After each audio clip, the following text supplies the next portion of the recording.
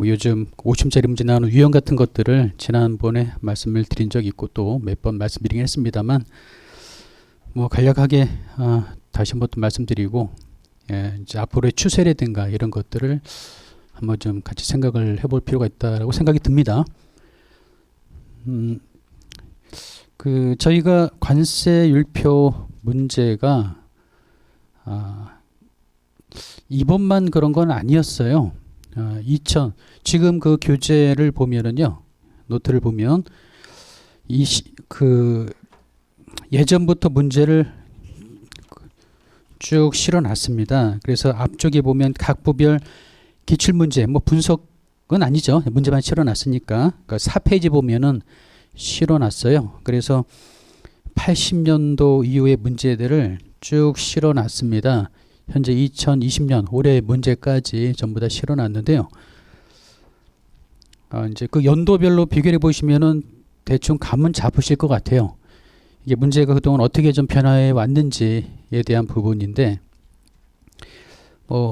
예전에도 말씀드리긴 했습니다만, 이 관세율표 문제가 초기에는 포괄적인 문제다. 예를 들면 일부 5페이지 보면 일부 50점 문제 있죠. 97년도 문제입니다. 농산물, 수산물, 축산물 이게 어디부터 어디까지라고 했냐면 1부부터 24류까지죠.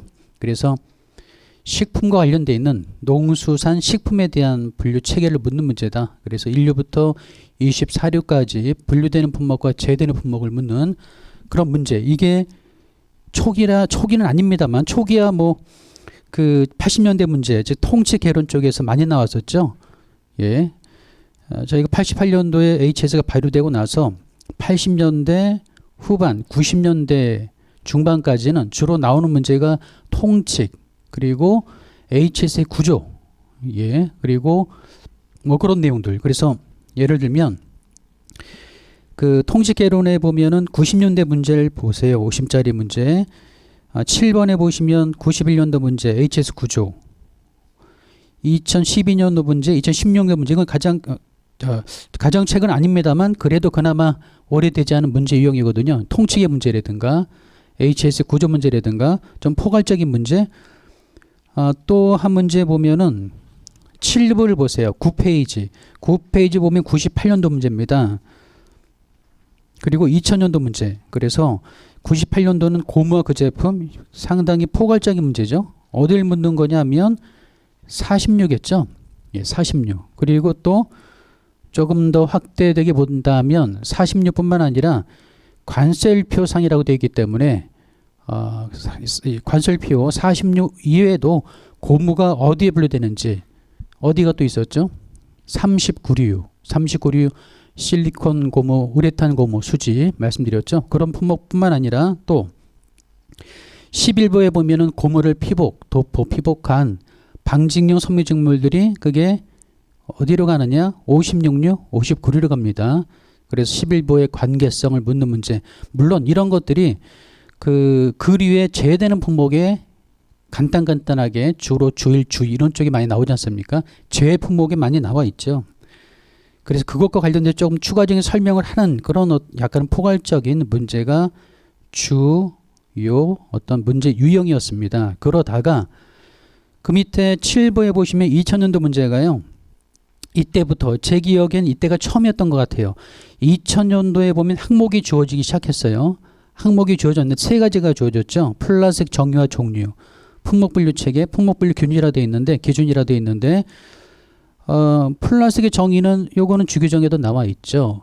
뭐였냐면 성추, 압기라고 말씀드렸던 성형, 주조, 압출하변 뭐 등등등 설명되어 있는 그런 것들과 또 종류, 품목분류 체계. 이거는요 사단위 체계죠. 사단위 호위 체계, 품목분류 기준. 이거 주규정입니다. 결국은 뭐냐, 주규정과 사단위 호위 체계, 즉 법적 분류규정인 3대 기본 법 규정. 이게 바로 통칙과 주와 호의 용어입니다. 이거는 변함이 없어요. 이거는 일관됩니다. 일관되게 예전부터 지금까지 계속 주요 채점 포인트다. 관세율표의 핵심 사항이다. 항목으로 주어지기 전에는 오히려 좀 포괄적인 문제들, 즉 범위가 워낙 넓다 보니까요. 아까도 봤던 것들 1부에서 4부까지 묻는 문제는요. 이거를 주규정이나 사단율 체계를 정확하게 암기한다기보다는 암기하기도 힘든 상황이고요. 그리고 그 당시 어떤 그 시험에 대한 그 어떤 난이도가요. 그러면 주규정을 적는 게 아니고 분류되는 품목과 제외되는 품목을 간단하게 압축해서 써야 되는 문제거든요. 그래서 1류부터 24류까지 즉 하나류에 한 3줄, 4줄 정도 적으면 되는 그런 문제였습니다. 그래서 정확하게 기술할 뭐 필요까지는 아닙니다만 그래도 압축해서 요약해서 적으면은 어느 정도 문제 다 점수를 받을 수 있는 그런 문제 유형이었었죠. 이제 그러다가 이렇게 항목이 주어지면서 조금 더 구체화되는 즉 숲을 묻는 문제로 시작을 해서 처음에는 체계죠. 체계, HS의 체계, 통칙 이게 이제 처음 시작이었고요. 그러다가 변화되면서 이제는 조금 더 구체적인 숲이 아닌 나무를 묻는 문제인데 그 나무도 각각의 나무가 아니라 약간은 좀 범위가 있는 나무들, 일종의 범위 해당하는 거. 지금 거기 2000년도 문제처럼 플라스틱 정유화 정률에 있는 품목 분류 체계라든가 주규정, 그래서 하나의 그 목차죠. 하나의 목차를 잡으면서 크게 묻는 문제들. 그러면 배점이 뭐 예를 들면 항목 하나당 10점, 20점 또는 25점, 20점 뭐 이 정도 수준 되겠죠. 항목이 3개라면 뭐 15점, 20점 뭐 이 정도 수준으로 배점이 되리라고 예상이 되죠. 그런 문제들이 출제가 되다가 그러다가 이제 슬슬 조금 더 구체화된 문제가 나오기 시작합니다. 그래서 그 위에 보시면 50짜리 문제 뭐를 볼까요? 일단 바로 눈에 보이는 게 2000년도 문제니까 15번 문제 보세요. 바로 위에 9페이지 위에 보면 올해 문제죠.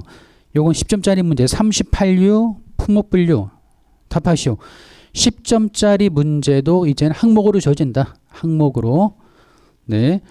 그리고 50짜리 문제를 좀 말씀드리고 있었으니까 50짜리 문제 몇 개를 좀 더 볼게요. 10페이지 보시면 10부 문제 2001년도 문제 이것도 좀 포괄적인 여긴 다 10점짜리죠. 10점짜리니까 11부를 보겠습니다. 11부에 보시면 2004년 문제 1번이 2004년도 문제고 2번 이게 올해 문제죠. 올해 문제 이렇게 항목으로 지어지면서 세부적으로 주규정을 묻는 문제가 출제가 됐었고 또 50짜리 문제 다른 걸 좀 보자면 16부가 좀 많이 나왔으니까 16부를 좀 볼게요. 16부 그렇다면 페이지가 14페이지입니다. 14페이지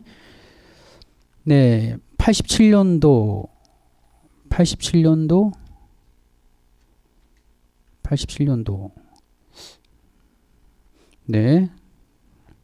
밑에 보시면은 87년도 기계 쪽도 이렇게 나온 적이 있네요. 그리고 밑에 보시면 95년도, 2001년도, 2003년도, 2005년도 딱 항목이죠. 항목 7번, 8번 15페이지 보시면 8번에 보시면 사례가 주어지면서 1, 2, 3, 4, 5 라고 문제가 제시됐죠. 9번 문제는 2014년도 문제입니다. 이렇게 항목이 주어지는 문제 유형으로 변화가 됐다. 그러면서 50짜리 문제가 항목으로 바뀌면서 그래도 10점짜리 문제는 항목까지는 아니었고요.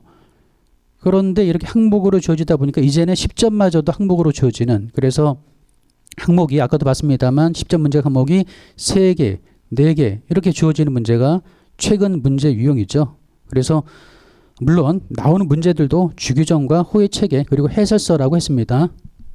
즉 작년, 재작년, 올해랑 작년은 주규정과 호의 체계가 대부분의 문제고요. 그 이전까지는 아까 말씀드렸던 그보다 더 오래된 것들은 말씀드렸던 체계, 통칙, 포괄적인 문제. 그거는 조금 더 오래된 문제 유형이니까 그거는 좀 빼더라도 그래도 배점이 대충 이렇게 됐다 그랬죠. 주규정이 한 50점 배점. 다음에 호의 용어에서 한 30점, 35점 정도 배점이 됐고요. 다음에 해설서 또는 상품학적 관점에서의 상품학.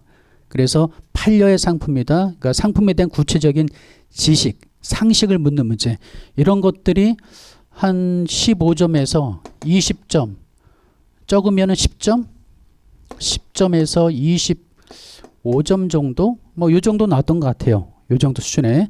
그래서 한 15점 정도가 일반적인 어떤 해설서의 배점 범위였습니다. 네, 이게요. 그리고 항목이 주어지고 50점짜리도 항목, 다음 10점짜리도 항목으로 주어지면서 그렇게 바뀌었죠. 그러다가 많이 바뀌었다. 작년 올해는요. 거의 주규정. 올해 같은 경우는 주규정과 호의 용어 해설 내용은 없습니다. 없고요. 주규정이 이게 대충 구분해 보면은요. 한 70점에서 75점 정도 되는 것 같아요. 주규정이. 그리고 호의 용어가 이게 30점이 좀 안 됩니다. 30점 정도. 30점 조금 넘나? 요 정도 분량. 즉 7대 3 정도 분량으로 문제가 이번에 출제가 됐어요. 주규정이 70, 호의 용어가 30 정도. 점수 배점이요. 대충 요 정도.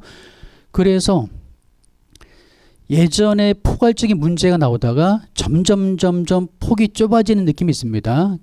포괄적인 문제, 그러다가 세부적인 문제로 바뀌는 그런 분위기는 오랫동안 돼 있었습니다. 계속 그런 식으로 변화가 있었어요. 네. 그러면서 또 하나 변화가 생긴 게 뭐냐면 주 번호입니다. 주 번호. 어떤 뜻인지 아시죠? 주 1, 주 2, 주 3을 기술하시오. 그런 문제 또 하나 좀 보자면 올해 문제도 그랬고요. 6부를 좀 찾아보세요. 6부 예, 조금 전에 봤던 올해 문제 15번 문제 9페이지 2020년 문제도 그렇고요. 그 위를 보세요. 2018년도 문제도 그렇죠. 거기도 보면 29리 유교학품 관실표 29리 주 5, 주 8 이렇게 문제가 나왔죠. 네. 그리고 여기 2018년도 문제고요.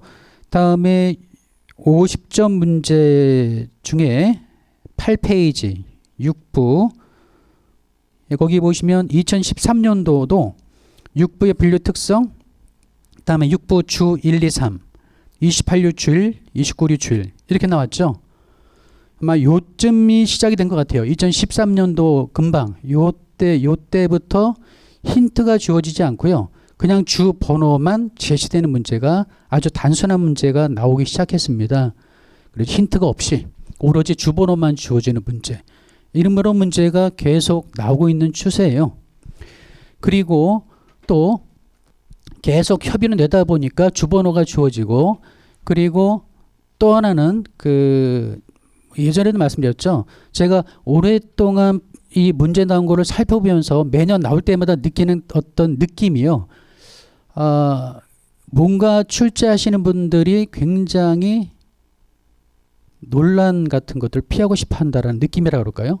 예, 뭔가 뒷말이 있는 것들, 나중에 문제가 될 만한 것들을 그런 상황을 만들고 싶어 하지 않는 것 같다라는 그런 제 개인적인 느낌을 굉장히 많이 받았어요. 그런 분위기의 하나이기도 한 것 같습니다. 채점도 좀 수월하게 하고 싶고, 예, 만약에 여기에 내 의견, 그리고 해설 내용이 들어가거나 상식적인 내용이 들어가면 그런 것도 채점을 할 수 있겠습니다만 조금 채점 규정에 있어서 어려움이 있겠죠.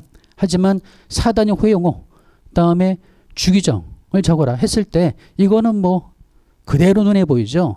주규정을 그대로 옮겨서 똑같이 법령집 내용을 그대로 갖다 옮겨 적으면 주1 적으라고 했을 때 100% 똑같이 적으면 점수를 안 줄 수가 없죠. 줘야 되죠. 그대로 줘야 됩니다. 배점이 10점입니다. 10점 줄 수밖에 없습니다. 네.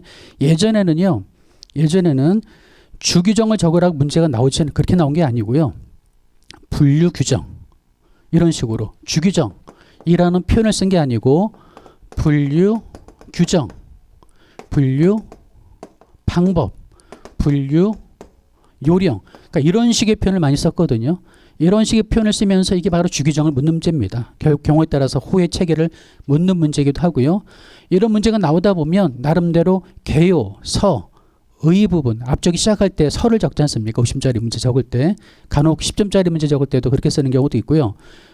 그래서 그런 어떤 분위기 즉 주규정을 묻는 방법이긴 합니다만 그래도 나름대로 요약된 예, 핵심적인 분류 방법을 서나 내용 중에 언급함으로써 커버가 좀 될 수 있는, 예, 그쪽으로 커버가 좀 되는 것들, 즉 주규정을 완벽히 적지 않더라도 다른 내용을 조금 더 적음으로써 점수에 약간 좀 플러스 점수, 여기서 마이너스 됩니다만 다른 쪽에서 플러스 돼서 약간은 커버할 수 있는 뭐 그런 어떤 분위기가 좀 있었던 것 같다라는 생각인데, 지금은 그냥 주규정, 여기에 개인 의견 들어갈 필요도 없죠.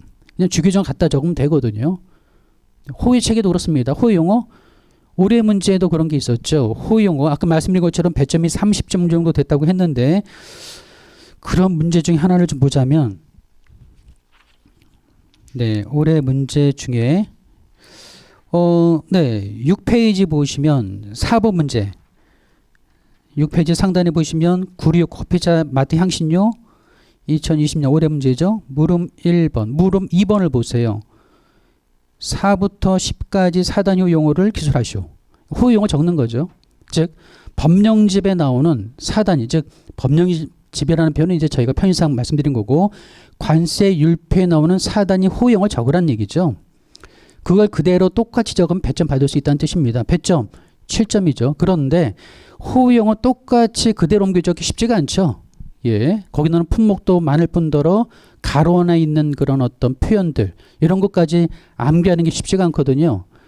네, 그래 7점 배점에 어느 정도 책을 적으면 그래도 한 5점, 예, 좀 덜 적으면 4점 정도 적을 수 있는 그런 어떤 상황은 돼야 된다. 일단은 호용을 말씀드리자면, 뭐 여하튼 그런 분위기에서, 예, 계속 문제가 출제가 되다 보니까 이제는 주규정을 묻는 문제, 호의 용어를 묻는 문제, 확실한 문제들이라고 볼 수 있습니다. 사실 개인적으로는 저는 좋은 문제라고 보진 않아요.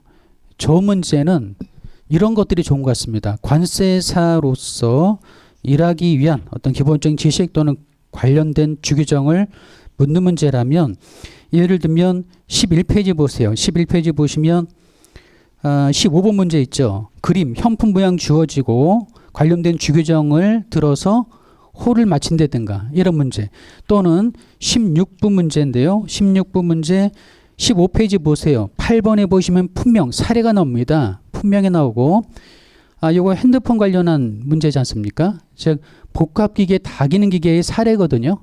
그러니까 이런 걸 주어지면서 내용도 보시면 1번 소명을 하기 위하여 세트로 된 물품 인정 조건, 통칙을 묻는 거죠.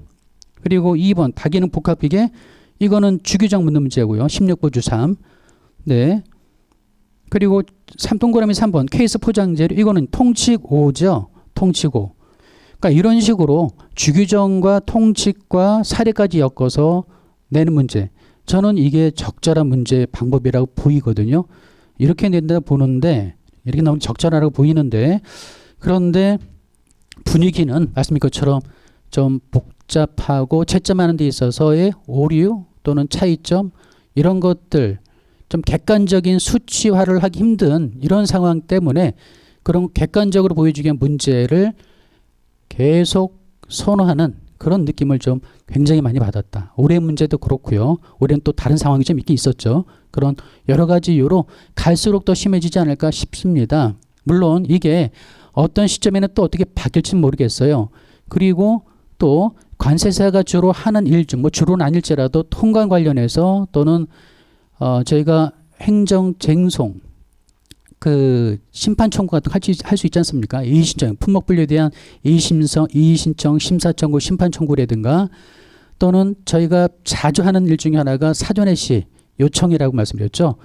예, 저도 이번 달 한 보름 사이에 3건 정도 했어요. 사전에 시 관련한 신청을.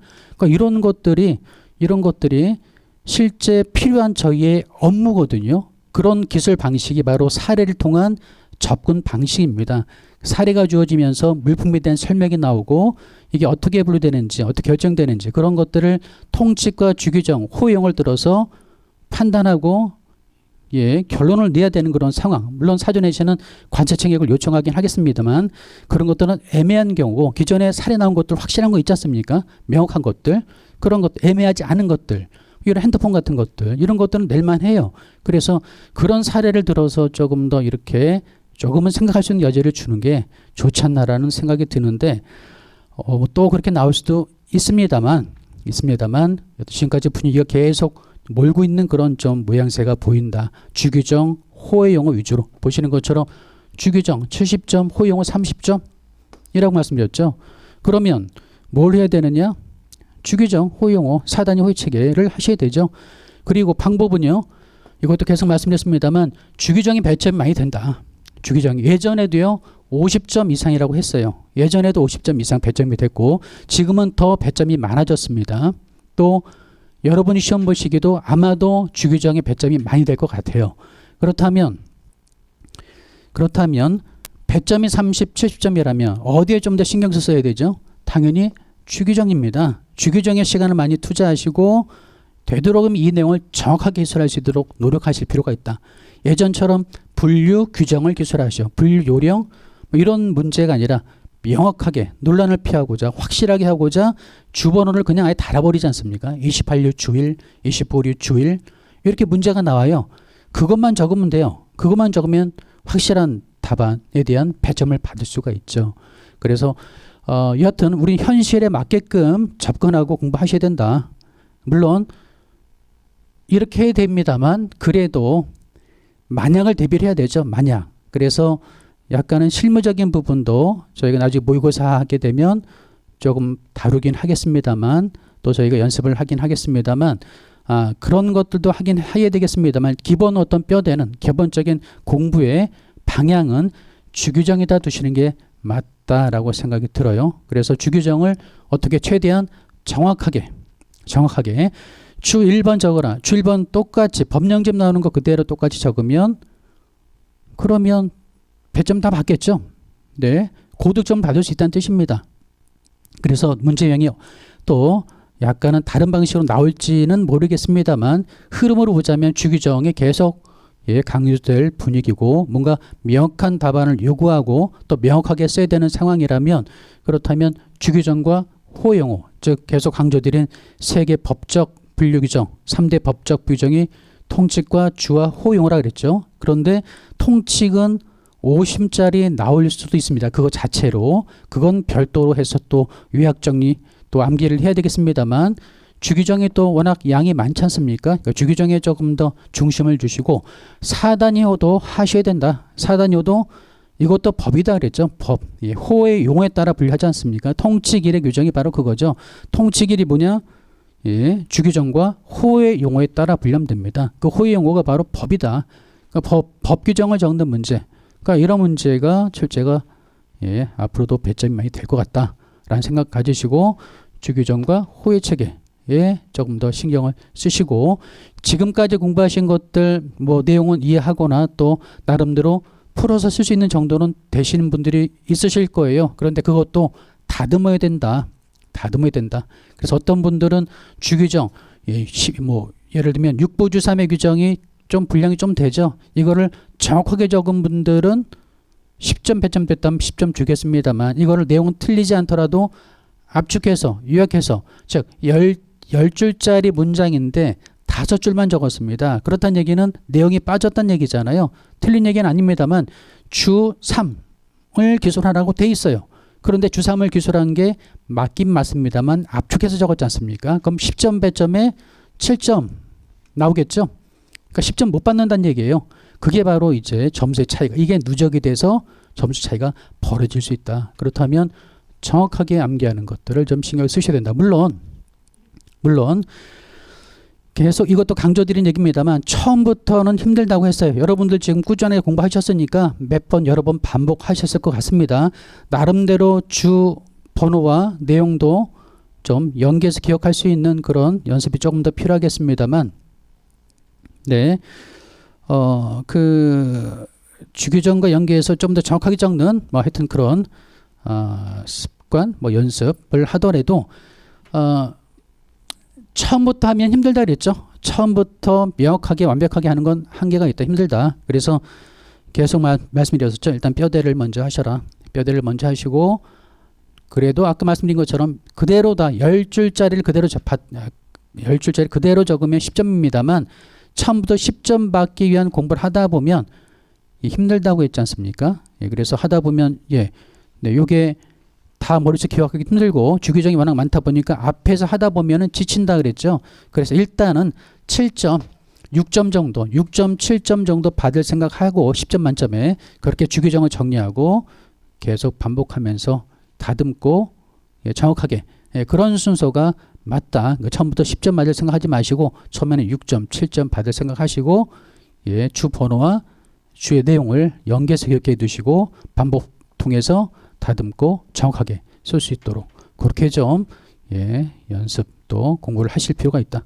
그래서 이제는 쓰는 연습을 많이 하셔야 됩니다. 모의고사 들어가서도 하겠습니다만 꾸준하게 저희도 일단은 저희가 수업이 다음에 금요일이지 않습니까?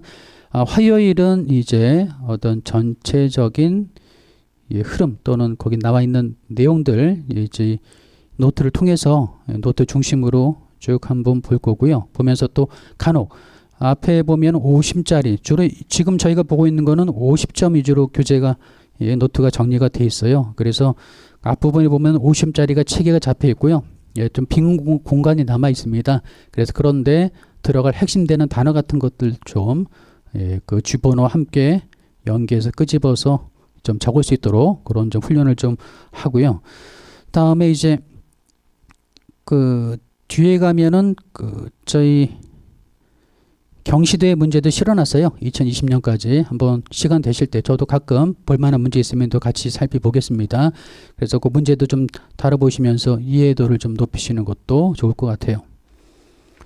네.